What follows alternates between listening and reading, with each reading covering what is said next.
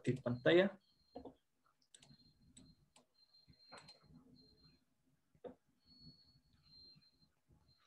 Está cargando.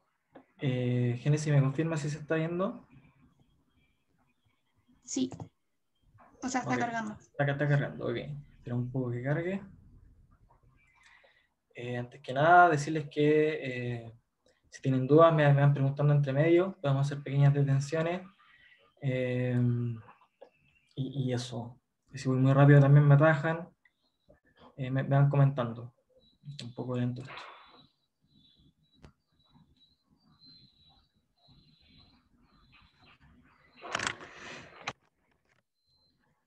Un segundo. Vamos a intentar de nuevo.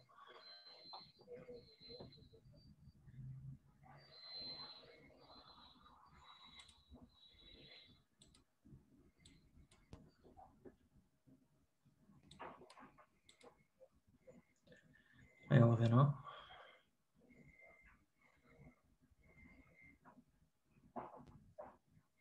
Un poco pesadita la presentación, tiene harta imágenes. Bueno, entonces, la presentación de hoy día, ya como título, aplicaciones del reino fungi, materiales de micelio y microremediación. Un poco para contextualizar, entender un poco cómo están distribuidos los organismos vivos en el planeta.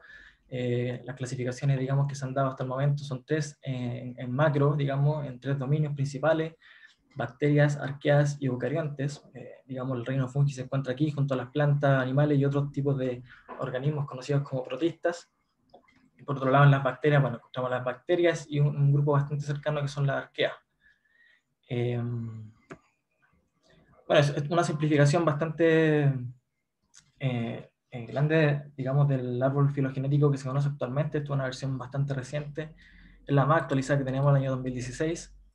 Y en base a esto, bueno, aquí pueden ver por arriba lo que son las bacterias y los, digamos, arqueas, y más abajo los eucariontes, que somos en los que se encuentran, digamos, los animales, el reino fungi y los vegetales.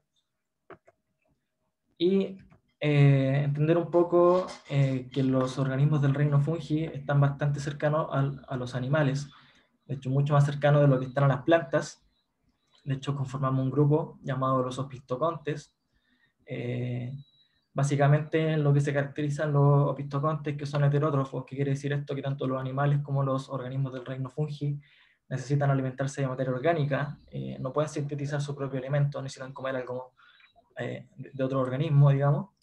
Y por otro lado están las plantas que son autótrofas, que pueden generar su propio alimento. Esa es la gran diferencia, pero hay mucha más diferencia, pero esto es una de las, digamos, diferencias que se pueden memorizar fácilmente. Y el reino fungi es bastante extenso, digamos, y bastante diverso. Se estima que hay un aproximado de 5.2 millones de especies. Evidentemente no han sido todas caracterizadas, y esto da para mucho, digamos. En la historia de la humanidad se han dado distintas aplicaciones con los organismos del reino fungi sin saber siquiera qué eran reino fungi. Las levaduras clásicamente se han utilizado para producir pan, vino, cerveza. Los mohos también. Los mohos han sido súper importantes para generar antibióticos. Por ejemplo, la penicilina, digamos, a comienzos del siglo XX.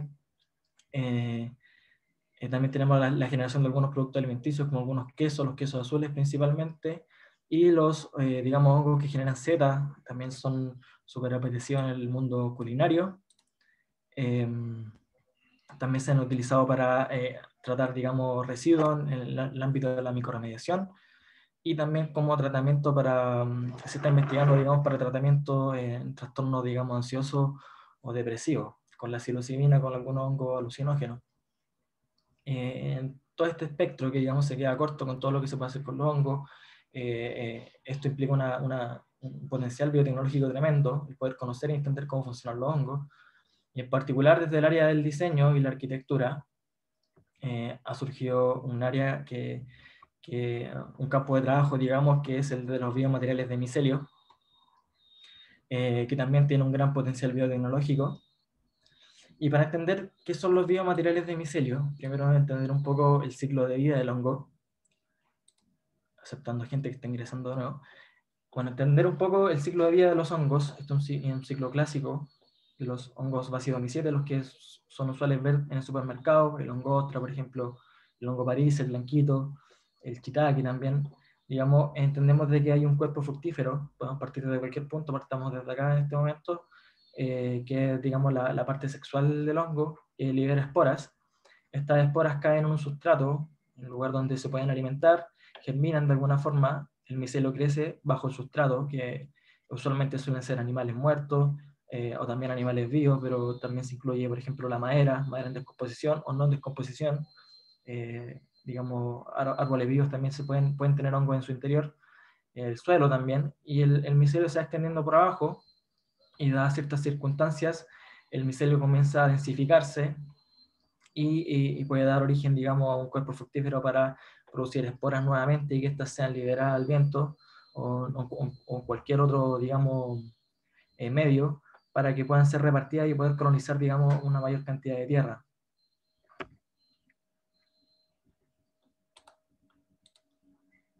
Y el micelio lo pueden reconocer fácilmente en varios, digamos, ejemplos clásicos. En la casa, por ejemplo, la clásica pudrición de cítricos, el limón, la naranja, estos pelitos de acá es micelio.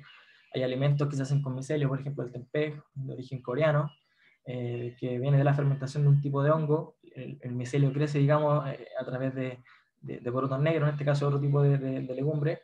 Y también Neurospora crassa, por ejemplo, que es un organismo que se estudia mucho en biotecnología, un organismo modelo y que crece en madera que ha sido quemada.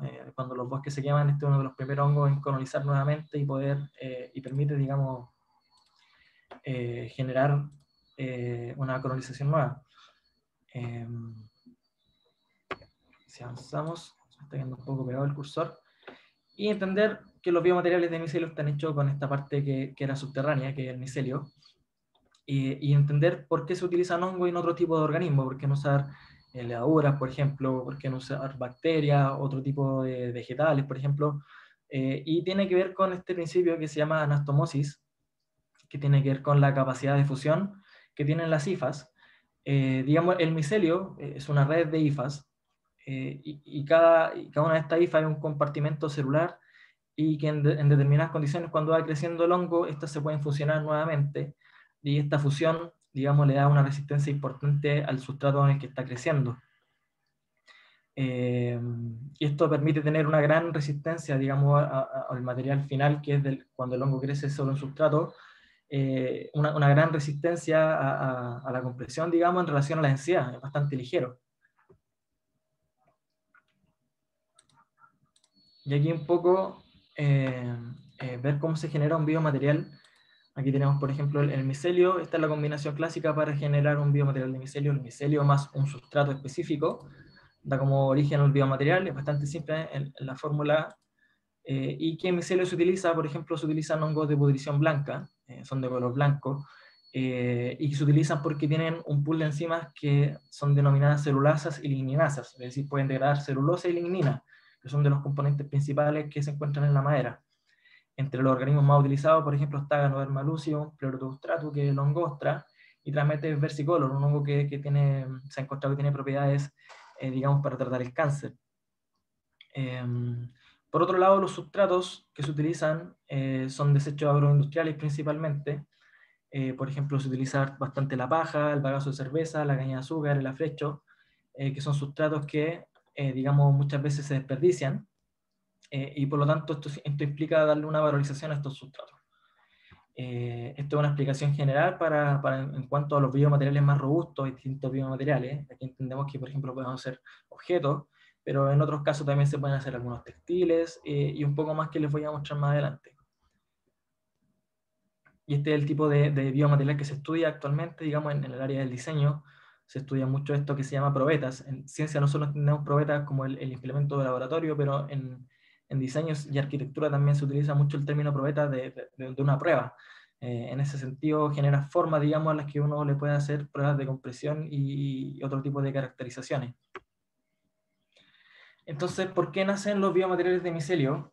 Estos materiales vienen como una interpelación, digamos, a algunas materialidades convencionales. Por ejemplo, en la industria del cuero, digamos, los tratamientos que se utilizan para generar cuero implican utilizar de repente metales pesados, en otros casos tiene también mucho consumo de recursos hídricos, y también va de la mano, digamos, con la explotación animal.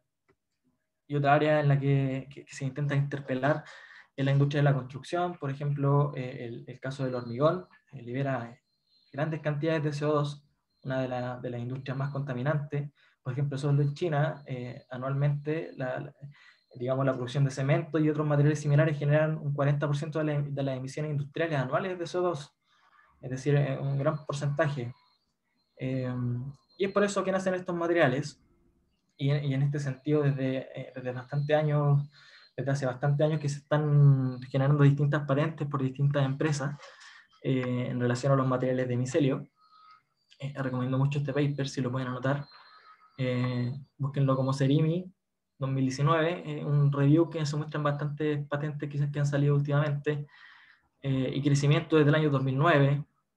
En realidad a comienzos del siglo XXI se estaban planteando ya los biomateriales con micelio, pero como una idea, y digamos, el año 2009 se presenta la primera patente, y empieza a crecer esto, digamos, hasta el año 2018, principalmente por estas empresas, por ejemplo, Ecovative, Ford, Shenzhen Tech, que, digamos, una de las ciudades, Shenzhen, una de las ciudades más industrializadas y con avances tecnológicos de China, Microworks, entre otros. Y bueno, las patentes van en crecimiento. ¿En qué consisten principalmente estas patentes? En packaging, por ejemplo, en el embalaje. Ecovadis ha presentado bastantes patentes relacionadas a este tipo de material. En la industria automotriz, Ford, por ejemplo, ha trabajado mucho en interiores de autos, en algunos accesorios de las puertas, incluso en accesorios externos, los tapabarros, por ejemplo. También se han presentado, digamos, patentes relacionados a circuitos eléctricos con micelio.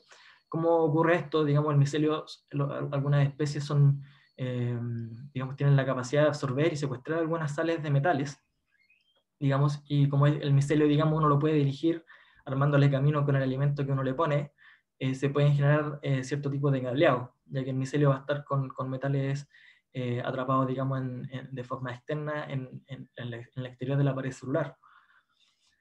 Y también en la industria textil se están haciendo bastantes intentos de generar distintos tipos de cuero, derivados principalmente por esta empresa Microworks, aunque en realidad todas las empresas que están saliendo en estos rubros están intentando hacer de todo. Es decir, todas están haciendo materiales packaging, también materiales de textiles e incluso muebles.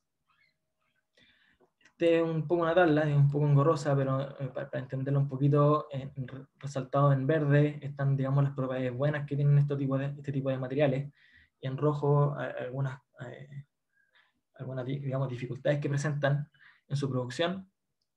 Veamos un poco las cosas buenas que tienen. En este caso se comparan en las columnas, por ejemplo, los materiales de micelio respecto a algunas espumas sintéticas y algunos productos de madera. Tienen una densidad que es bastante baja. Por ejemplo, pensemos en un bloque de hormigón comparado con un bloque de micelio. El bloque de micelio es bastante más ligero, digamos. Y en términos industriales, pensemos en que transportar una gran cantidad de bloques de hormigón es mucho más barato que transportar, digamos, y eficiente que transportar, por ejemplo, materiales de micelio, que son más ligeros. El costo del material también es, digamos, comparable con materiales de madera y algunas espumas sintéticas. Bajamos al segundo cuadro en verde, se ha reportado que en ciertas, digamos, amalgamas de material de micelio con otro tipo de materiales, se presenta, digamos, resistencia al fuego, una conductividad térmica relativamente baja, lo cual permite que los postula como materiales aislantes, también como absorción acústica, propiedades eventualmente pueden servir como espumas para aislar el sonido, digamos, y ventajas, digamos, en el proceso productivo que tienen que ver con que el sustrato principal que se utiliza son desechos agroindustriales, ya les comentaba, la paja, el bagazo, que son desechos, digamos, de la industria, el bagazo en particular, que viene, por ejemplo, de procesar algunos materiales para generar cerveza, y digamos, el proceso de manufacturación, digamos, presenta la ventaja que es el crecimiento del hongo, digamos, en la línea, digamos, de generar nuevos materiales con origen biológico, y una biodegradabilidad por lo mismo anterior que es bastante alta, digamos.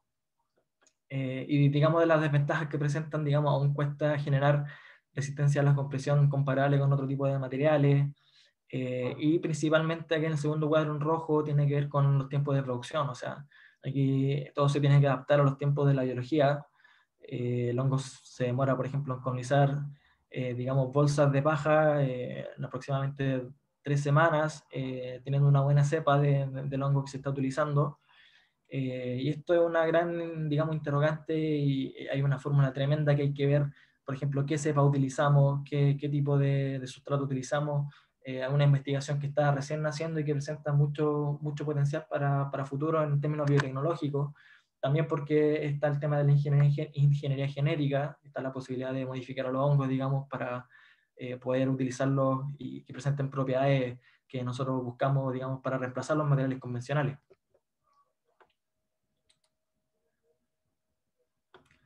Aquí se ve, por ejemplo, en este paper, Jones y Coles 2020. Recomiendo seguir las publicaciones de Jones. Digamos, Mitchell Jones está haciendo, digamos, bastante investigación en este tipo de material. Y se han generado, digamos, estos materiales aislantes que se pueden poner entre materiales convencionales como la madera, como material aislante, aislante acústico, alguna espuma, entre otros. Pasamos. Se me va cruzando gente que entra de repente. Y también tenemos, por ejemplo, aquí pueden ingresar un poco más cercana, de forma más cercana a Mushroom Lightning, por ejemplo, de Daniel Trofe, que está generando estas lámparas con materiales de micelio, y también Polybion, que es, digamos, uno de la empresa que está avanzando, digamos, a pasos agigantados con algunos materiales de adorno, digamos. Se han intentado hacer algunos muebles también, y tienen este material que se llama el Cerium, que, digamos, viene a reemplazar un poco los cueros. Recomiendo mucho seguir estas páginas, las dejo ahí un par de segundos para que la anoten. Mushroom Lightning y Polybion en Instagram. Continuamos entonces. Y uno de los alcances más importantes ha sido, digamos, la obra de David Benjamin, un arquitecto, que, digamos, en su laboratorio de Living Studio se desarrolló la obra de Hi-Fi. Esta se presentó en el Museo de Arte Moderno de Nueva York el año 2014. Digamos, hace 6 años ya, ha pasado mucho tiempo, y presentaron esta torre, digamos, una estructura artística, arquitectónica, que está hecha con ladrillos de micelio, que son los ladrillos que pueden ver ustedes acá abajo a la derecha, que fueron tercerizados, digamos, a Ecovatif. Es decir, ellos les encargaron que Ecovatif hiciera estos ladrillos, digamos. La verdad es que, bueno, como se le encarga a una empresa y digamos, el contenido es un poco hermético, difícil saber si es que realmente son de micelio. Digamos, yo les voy a mostrar un poco más adelante que en un laboratorio en el que yo he estado trabajando se intentó hacer algunos ladrillos, pero no con resultados tan similares como ellos. Pero en definitiva, poner en la palestra, digamos, el potencial que tiene este tipo de material, o al menos hacia dónde se tiene que apuntar, que básicamente esta es una interpelación directa a los materiales convencionales hechos de hormigón. Aquí podemos ver el interior, una obra tremenda. Evidentemente las partes que digamos, sostienen a la obra están hechas de metal, digamos, que el esqueleto, digamos, pero la materia prima de la estructura es el ladrillo de micelio. Y en el laboratorio de biofabricación, BioFab, de la Facultad de, digamos, Diseño, Arquitectura y Urbanismo, Estudio Urbano, de la Católica, se ha estado trabajando desde el año 2017 con organismos vivos para generar, digamos, nuevos materiales. Aquí pueden ver algunas piezas hechas por gente del laboratorio. Para ver un poco el trabajo que se ha hecho, pueden ingresar a biofab.uc en Instagram. Y también en búsqueda el laboratorio trabaja en búsqueda de generar contenido de código abierto. Ups. Y ya les comentaba un poco anteriormente que nosotros intentamos hacer algunos ladrillos de micelio, digamos, no nos quedan tan parecidos. Hay una cantidad de procesos que se tienen que hacer entre medios para llegar a esto. Procesos de horneado, de que el micelio crezca bien, que no se contamine, digamos, el sustrato. Hicimos la producción de una gran cantidad de ladrillos que no quedaron igual de blancos, como por ejemplo Ecovatif, que es una empresa que ya lleva tiempo trabajando en el área.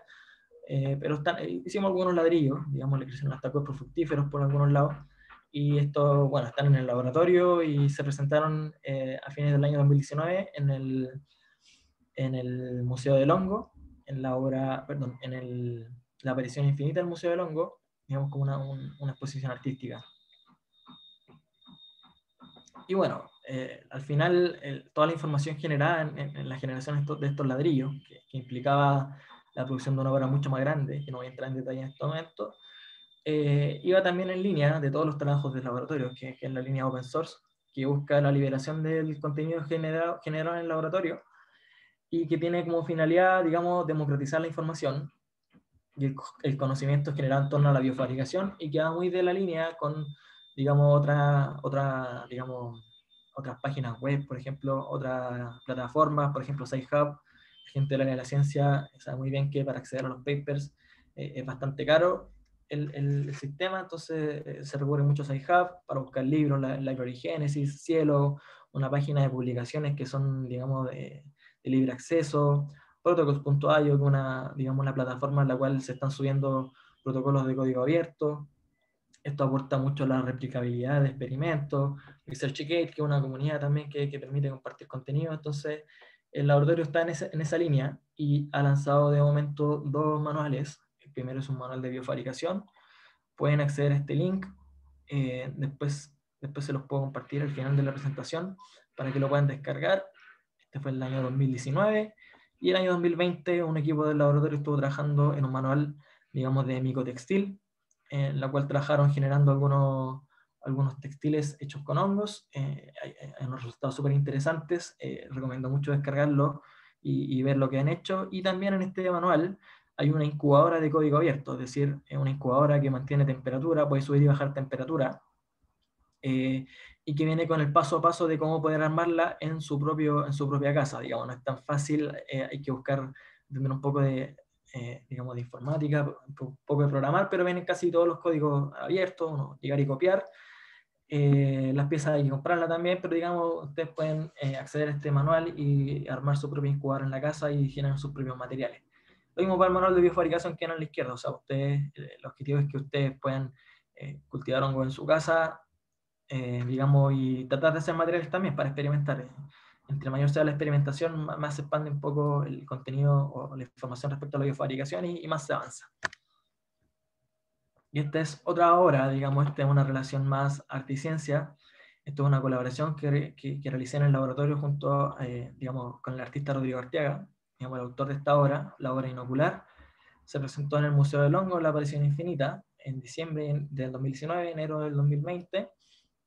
Digamos, y se generó esta obra, digamos, que combina algunas piezas que eran de Rodrigo con unas piezas que realizó en contribución colaboración al laboratorio, que están hechas principalmente de micelio. Aquí pueden ver algunas piezas bastante notables, los pies, las manos, el puño, digamos, otra mano por acá. Digamos, alcanzando una resolución bastante importante. Pueden ver que incluso se pueden notar un poco los dedos, el micelio canonizando, digamos, aunque hubo algunas contaminaciones, digamos, también es parte de la obra, digamos, como pueden ver estos dedos negros, que habla mucho de los procesos tradicionales y lo que ocurre, por ejemplo, en una fábrica de champiñones, que muchas veces dan estas contaminaciones. Así que bueno, esto era un poco el debate no un debate, digamos, la discusión, digamos, de la relación arte y ciencia, súper importante, las cosas que se pueden generar. Por ejemplo, acá tenemos un caso, digamos, patente en el que vemos que desde el área artística, digamos, áreas del diseño, arquitectura y el arte mismo, se ha podido abrir un poco una línea de investigación y conocimiento que es la biofabricación con materiales de micelio, que parte como una idea, digamos, digamos, se puede concretar en materiales, se concreta en una obra como la que acabamos de ver, y esto conversa mucho con la ciencia, lo que puede, digamos, responder la ciencia, digamos, con la metodología, digamos, con el rigor. Son cosas, digamos, hay una sincronía bastante importante, una sinergia bastante fuerte, que es importante recalcar, y es importante, digamos, que empezamos a retomar un poco esta conversación arte-ciencia que es bastante interesante. Y ahora, bueno, primero que nada, saber si tienen alguna duda respecto a lo hablado anteriormente. Ahora pasamos a lo que es la microremediación. ¿Alguien si quiere escribir por el chat? Vamos bien con el tiempo.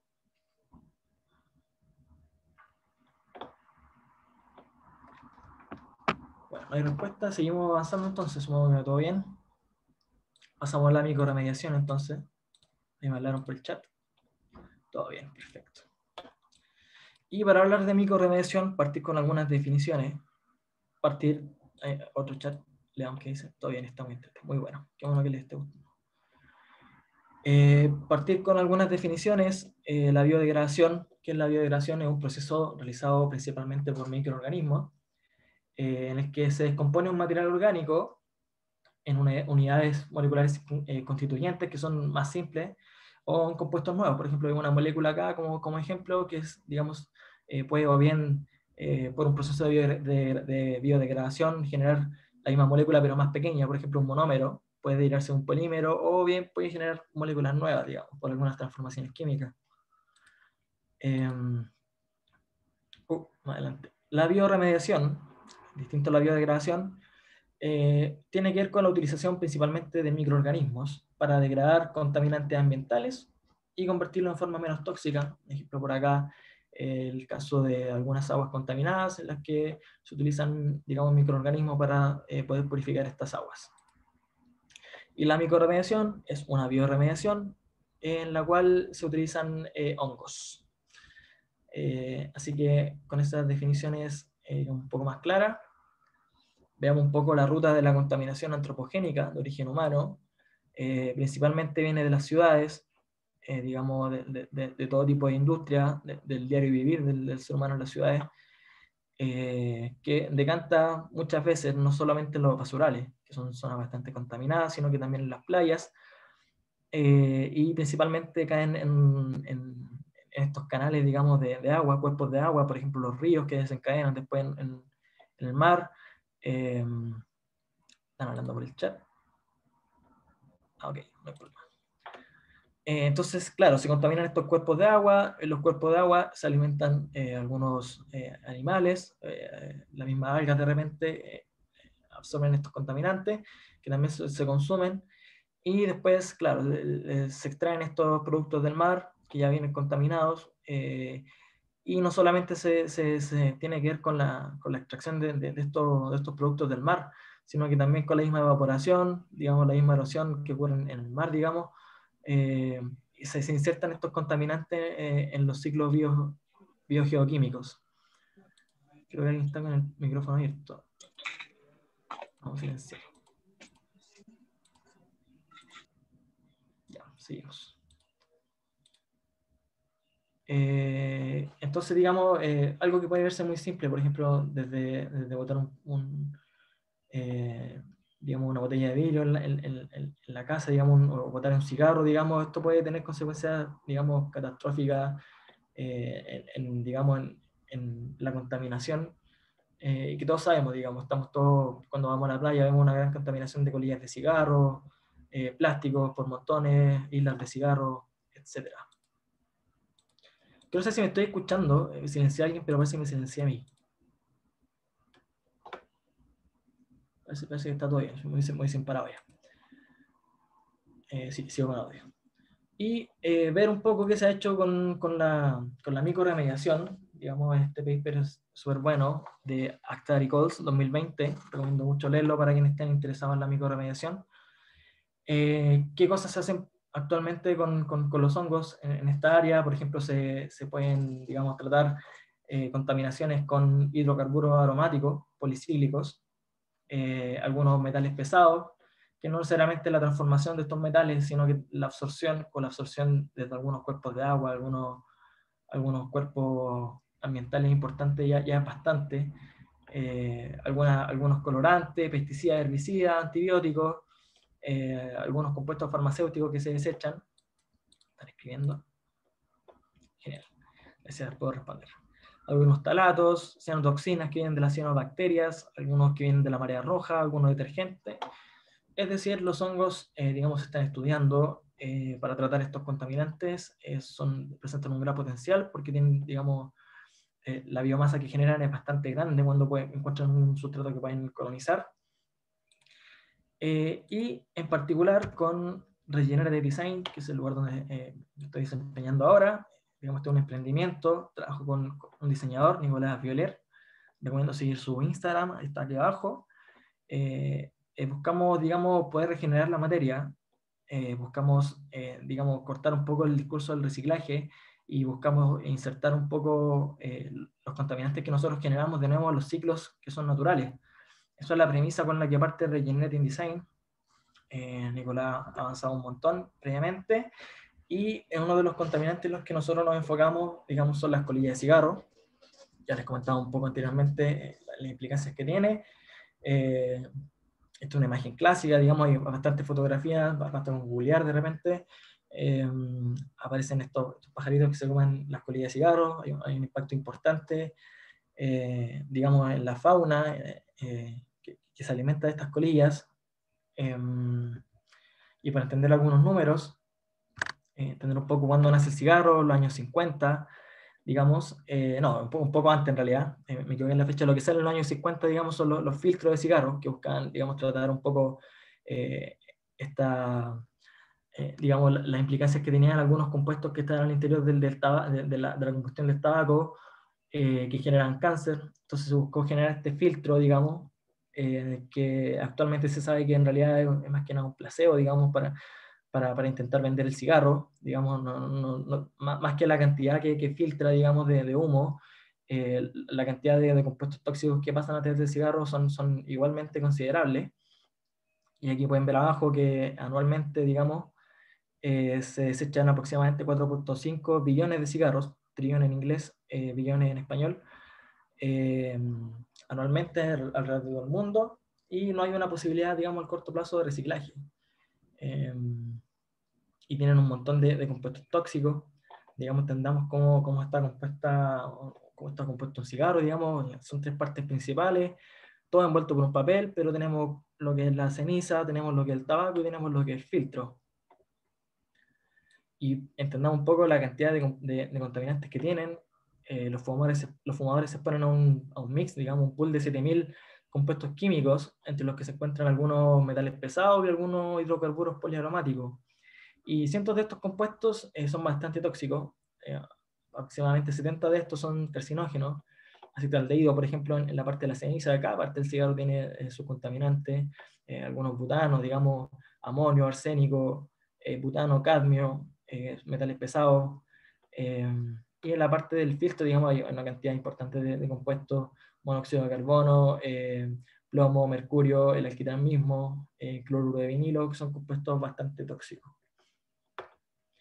Pero de lo cual está compuesto principalmente un filtro de cigarro, es en un 95% de una fibra microscópica de este compuesto que se llama acetocelulosa, que tiene un bajo nivel de degradabilidad. Aquí vemos, por ejemplo, como el tratamiento, digamos, aquí tienen una celulosa a la izquierda, que es un disacario, y el acetocelulosa, digamos, es este mismo disacario, está, digamos, mucho más grande. Estos disacarios se van agregando y generan un polímero finalmente, pero este disacario se genera una modificación, que digamos estos grupos H se transforman por grupos acetilo, que son estos grupos más grandes. Si es en la comparación izquierda-derecha, aquí a la izquierda hay un OH, a la derecha un grupo acetilo, que es este OO con CH3, lo cual impide, digamos, que las enzimas, digamos, de los organismos puedan degradar fácilmente esto. Hay un impedimento estérico que tiene que ver con el poder acceder, digamos, a estos grupos y poder generar la reacción química correspondiente. ¿Y qué es lo que se hace actualmente con las colillas de cigarro? Este es un review bastante bueno de las cosas que se hacen actualmente, pero en resumen podemos ver de que digamos, hay tratamientos que tienen que ver con procesos digamos, químicos, con procesos físicos, y las aplicaciones que se hacen finalmente con esto reciclado tiene que ver con aplicaciones, por ejemplo, en la infraestructura, con los sólidos que se generan, se agregan como aditivo en la infraestructura, en ingeniería ambiental, por ejemplo, para, digamos, poder filtrar algunos contaminantes. El mismo filtro se utiliza para filtrar estas cosas, como almacenamiento de energía, se utilizan para generar, por ejemplo, hidrógeno, que se está utilizando bastante como combustible. Algunos percolados se utilizan, por ejemplo, como insecticida, y otros como en la industria metalúrgica, digamos, como anticorrosivos. pero no hay, digamos, tratamientos biológicos reportados eficientemente y aplicaciones biológicas, digamos, con las colillas de cigarro. Los alcances que hay actualmente, digamos, del área biológica tienen que ver un poco más con el área un poco más aficionada de los hongos, por ejemplo. Pueden hacer el seguimiento a Peter McCoy, digamos, un aficionado de los hongos que tiene un libro llamado Radical Mycology, en el cual plantea un poco las cosas que se pueden hacer con los hongos. Digamos, en este video de YouTube lo pueden buscar como Peter McCoy, Cigarette Filters.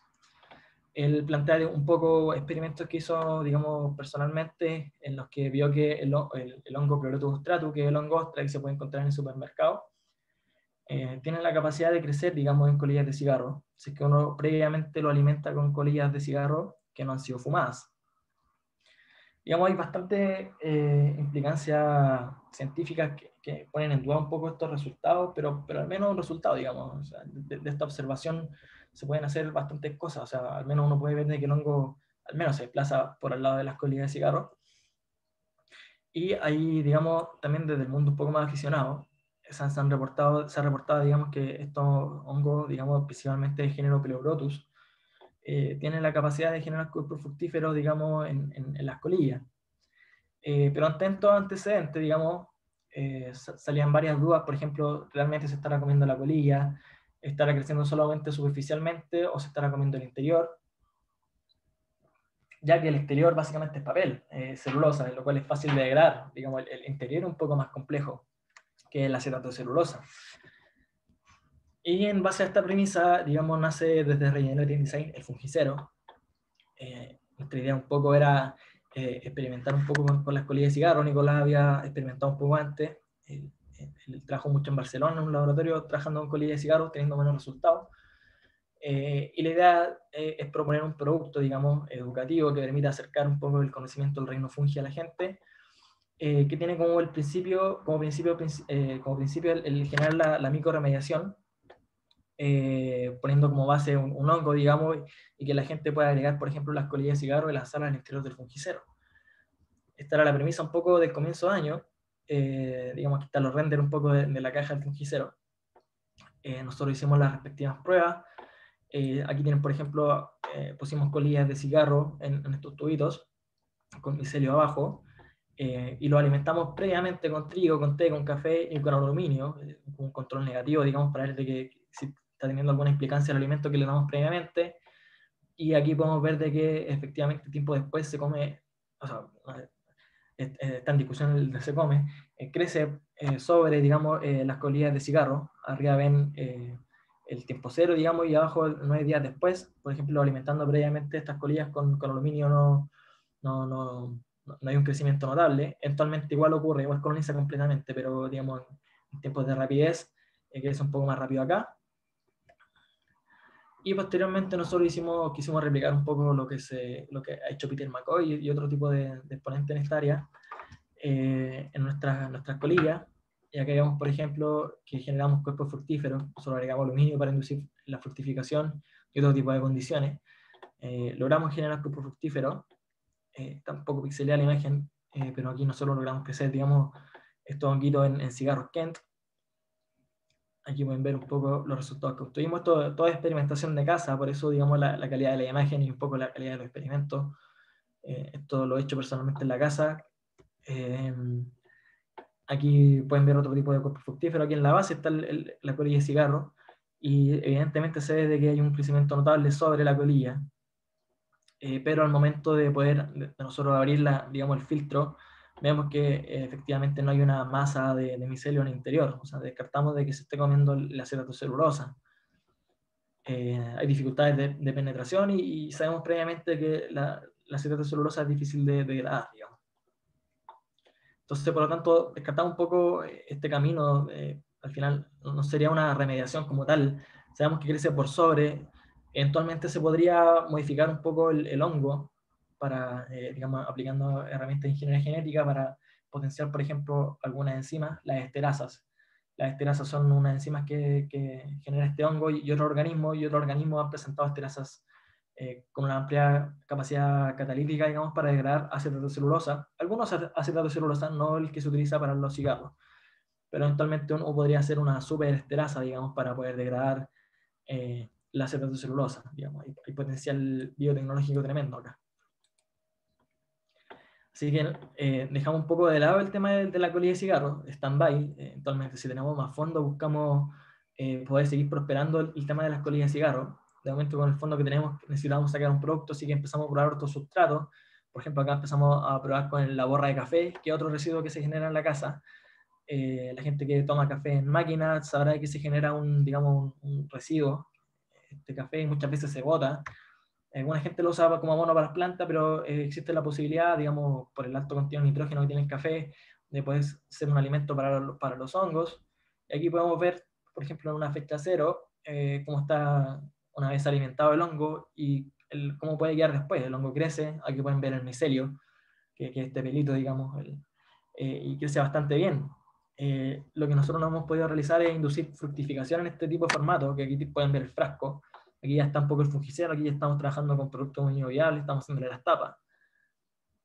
Y no hemos podido generar fructificación, así que estamos trabajando en eso. Creíamos que puede estarle faltando celulosa para poder fructificar. Entonces aquí tenemos como candidato el cartón, que es otro desecho que se genera, que no es tan contaminante, igual tiene algunos pegamentos en su interior, cartón corrugado principalmente, otros cartones no se pueden degradar. Por ejemplo, el que se usa para las cervezas Becker, digamos, los cereales, vienen con otro tipo de plástico que son mucho más complejos, pero el cartón corrugado es relativamente simple, es pulpa de celulosa. Así que buscamos, digamos, utilizar este tipo de sustrato para poder alimentar este tipo de hongo, y este es el tipo de experimentos que están corriendo actualmente. Ya tenemos buenos resultados en realidad.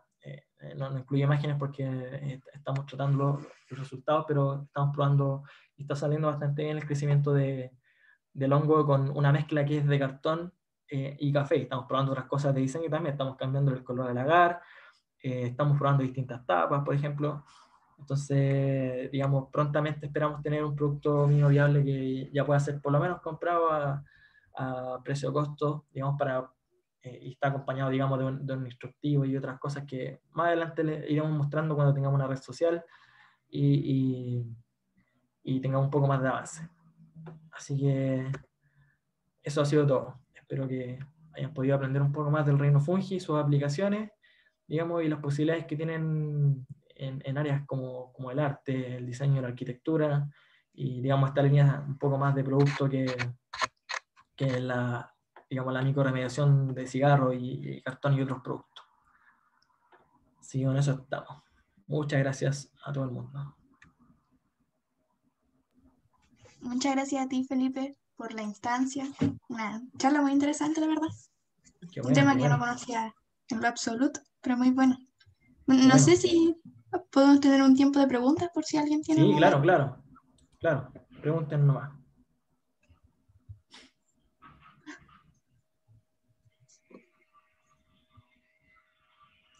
Ahí están mandándolas por escrito. Ahí Eduardo González pregunta: yo tengo una pregunta del primer tema. ¿Los materiales de micelio están colonizados por hifas vivas del hongo? Si es así, ¿qué pasa con el material cuando mueren?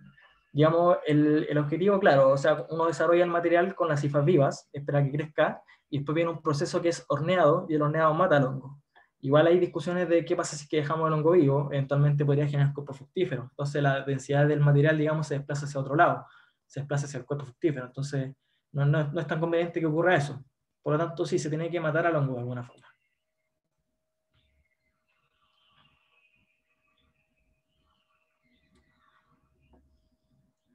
Gracias ahí a los comentarios. ¿Hay más preguntas?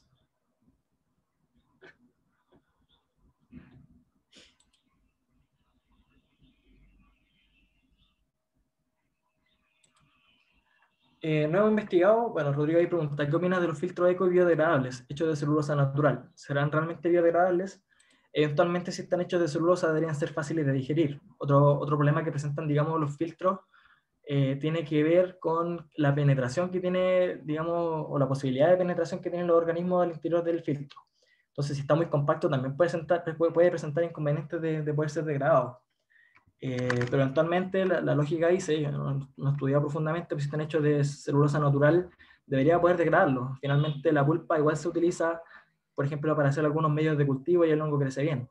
Así que debería poder degradarlos, debería ser un camino.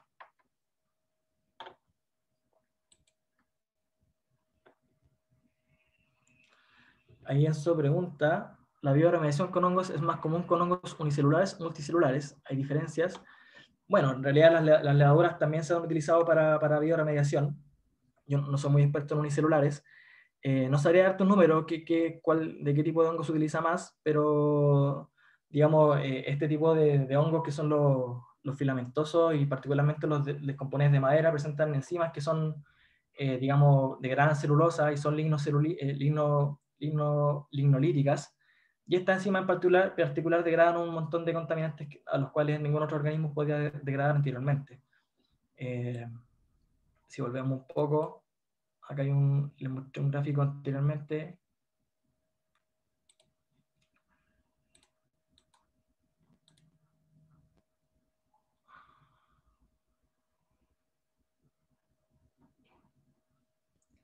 Y bueno, no solamente por los pools, o sea, los pools de enzimas. O sea, aquí puedes ver de que hay una gran cantidad de lignocelulasas, por ejemplo, o celulasas, que se utilizan para poder hacer microremediación. Así que es importante tener como requisito ese tipo de enzimas en este tipo de materiales, digamos.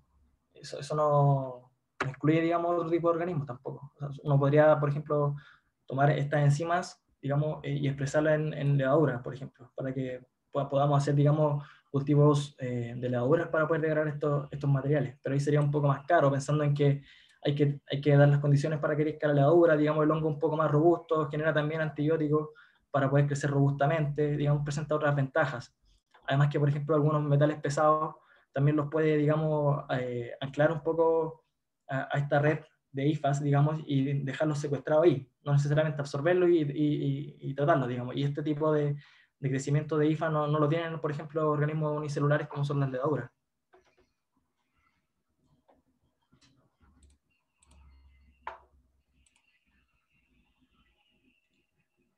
Genial.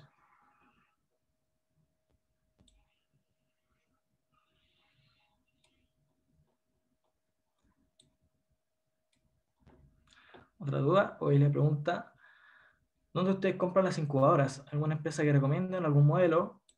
Bueno, yo te puedo recomendar una empresa que se llama GES. Las incubadoras son, bueno, una incubadora de laboratorio, digamos, es relativamente cara. Tú puedes, digamos, entrar a la página de GES y estoy en privado, deja mandarlo a todos en común. La empresa GES, ahí tienen bastantes implementos, insumos y tienen incubadoras, pero también está, por ejemplo, la incubadora que yo presenté un poco más antes, digamos, la que presentó BioFab, el laboratorio en el que he estado trabajando. Les puedo compartir los links para que puedan descargar los manuales y puedan armar su propia incubadora. Ahora hay otras incubadoras que son un poco más caseras. Por ejemplo, uno puede tener un tupper con agua, digamos, y comprar un calentador de acuario, y con eso uno puede generar, digamos, un ambiente con una gran humedad, una temperatura adecuada. La temperatura adecuada va de los 23 a los 28 grados, y con eso generar las condiciones para que crezca un hongo, y eventualmente eso lo podrías poner, por ejemplo, dentro de un closet, y puedes mantener un ambiente de humedad y temperatura adecuado. Ahí mando el de Micotextil, ahora. Y aquí les mando el manual de biofabricación. Código abierto para que puedan experimentar en sus casas. Así que eso, se puede uno sofisticar mucho cultivando hongo, puede ser bastante casero en realidad.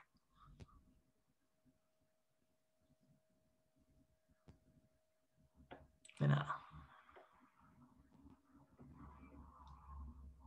¿Hay más preguntas?